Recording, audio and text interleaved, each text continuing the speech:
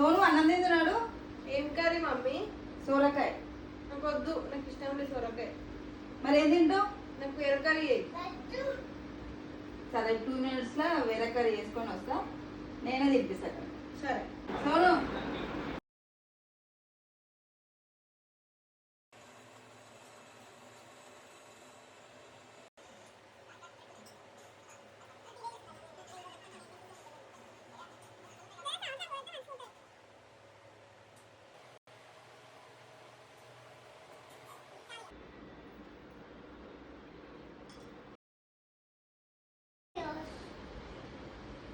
చాలా ఇంకొంచెం కదా.